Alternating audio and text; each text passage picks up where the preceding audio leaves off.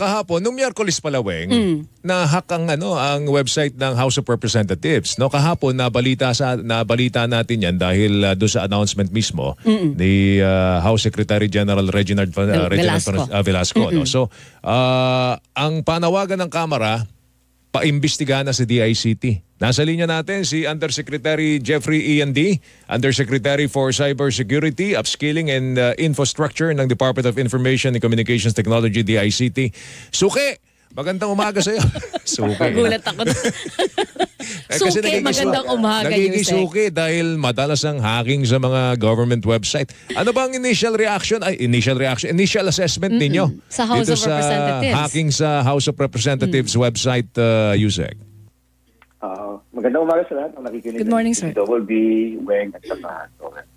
So, siguro we confirm na merong tinatawag na denial of service, distributed denial of service attack sa House of Representatives.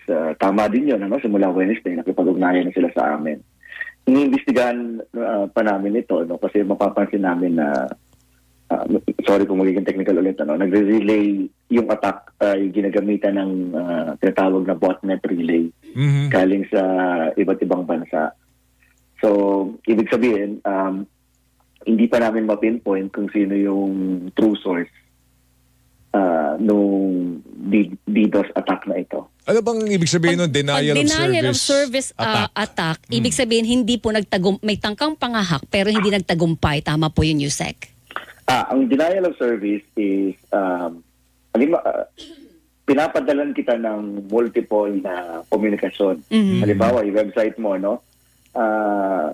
parang pero para lang maging simple. Yes po. Oversimplification. Parang sabihin na natin na meron kang million na click dun sa website para hindi kayanin ng website yung traffic at bumagsak siya.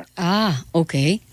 In the case of the House of Representatives, we're talking about approximately 500 communications, 500 million. 541.66 million daw po yun in total. Yes. So ano yung sinasadyang i-deluge, bugbugin ng information para ang tangka pabagsakin yung website mismo ng House of Representatives? Ganun lang yun? Correct. Para hindi siya reachable. Siyempre, kung maraming nakapila, di ba? Kung maraming nakapila sa'yo, yung ibang legitimate na traffic, hindi ka ngayon marireach. Ano yan? Kasi may nakapila Isang forma ng hacking yan. Yung talagang bababarang ka ng sobrang mga impormasyon. Bubugin ka, no? Oo, para hindi ka ma-penetrate naman ng mga legitimate na kumukuha ng impormasyon sa'yo, no? Correct. Isang form ng traffic yan. Ang masasabi ko is that they are somewhat successful in slowing down the website. But they are, sabihin natin, partially successful only in taking it down. Kasi hindi naman talaga nag-down for extended periods of time ang House of Representatives website. Pag sinabing partially successful, ano yung naging effect po nun sa website ng House of Representatives? Bumagal lang. Bumagal siya significantly. So ang advice nga namin sa House of Representatives, gumawa na ng mirror site para kapag ka-take down yung isa, may isa pang mag-a-up. Para yung legitimate users pwedeng gumamit ng second or third mirror site. Ano pong meron sa House of Representatives? Bakit tinatarget siya ng ganyan ng mga hackers? Ako, hindi ko alam yung mga ganyan. Pero yung ganyan what I mean is, pag ganyan po bang mga institusyon ng gobyerno, lalo na House of Congress yan, hindi ba? Natural magnet po ba sila ng hackers? Yes. Itong distributed denial of service attack ng Congress, since December, may ganyan na siya. So, December, we defended it successfully. Tapos may mga advice kami sa House of Representatives na gawin, ginawa naman nila. And then, huminto. Umulit sometime ng January, inattempt ulit, bumagal ulit yung website, tinulungan ulit namin, huminto din naman. And then this time ulit ng March. So yung kanila kasi parang parang continuing, no? Ay merong talagang nag-a-attempt na i-take down yung kanilang site. Now, I would like to state na hindi lang sila yung tinatamaan ng ganito. Maraming government websites din na tinatarget ng distributed denial of service. Even the DICT website. Pero hindi kasing lalano sa House na nasa kalahating bilyon mahigit. During its peak, December kasi was the peak of the denial of service attack. Opo. Ina-attempt din ng BIR, ina-attempt din kami, ina-attempt din ng House of Representatives. Mga ganon. Kalahating billion per website. Talaga?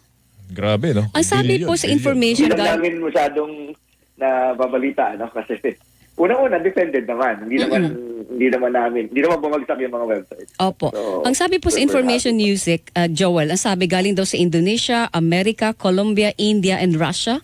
Russian Federation yung mga attack. Confirmed po yun?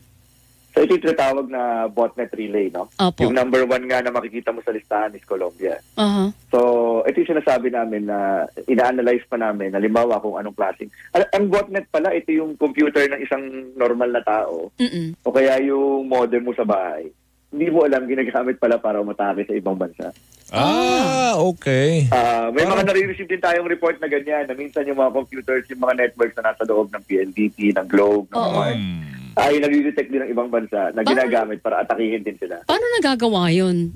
Napapasok mo iba computer mo para gamitin sa ibang, di ba? Infected siya ng again, to simplify, ng isang klase ng malware or virus.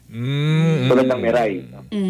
So maaaring hindi talaga galing dun sa mga bansang binabanggit. Oo. Pwedeng local po yan, Pwedeng Yusek. local. Tapos ginamitan lang ng Para iligaw? Oo.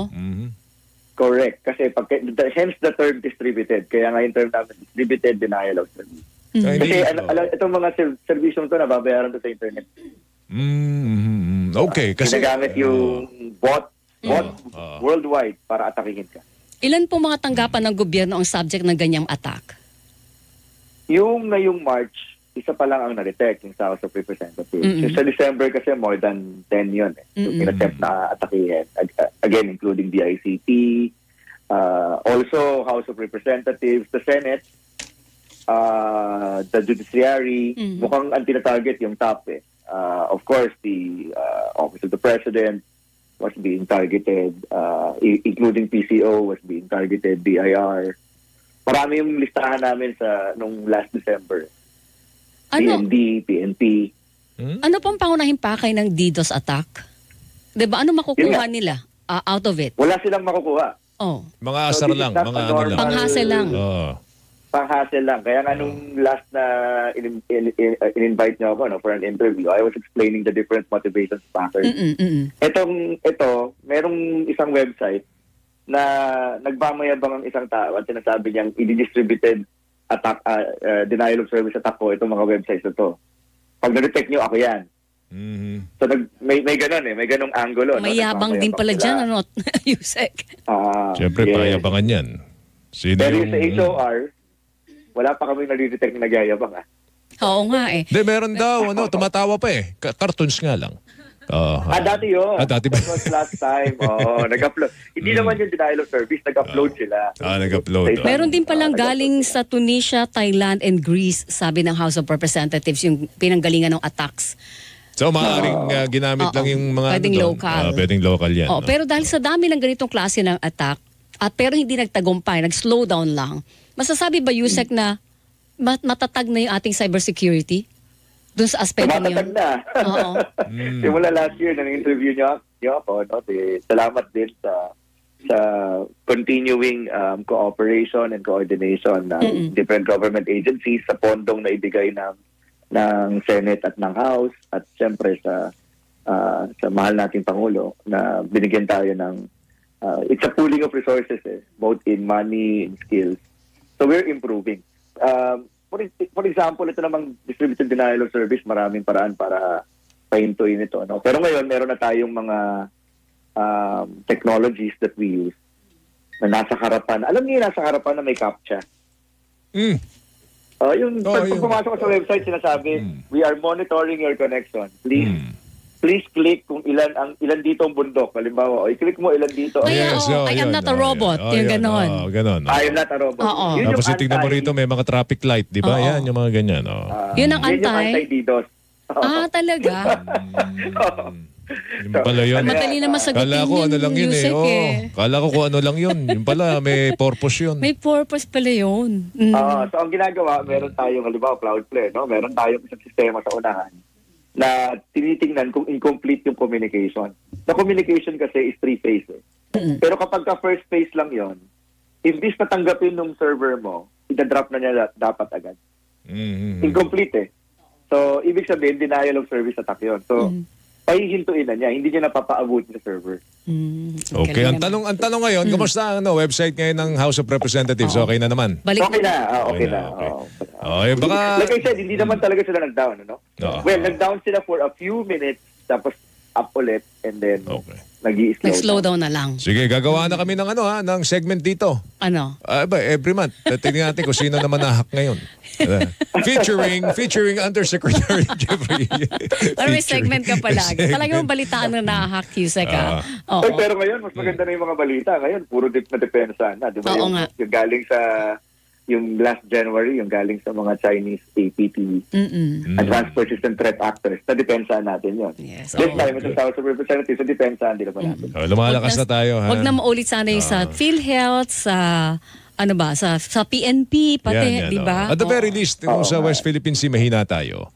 Ay, yung depensa natin dito sa ating website. Kung pwede lang ilipat doon sa WPS, no? Yusek, maraming salamat sa oras, ha? Suke, salamat, Suke, ha? Suke. Thank you. Si Undersecretary Jeffrey E.N.D. ng DICT, mga kapuso.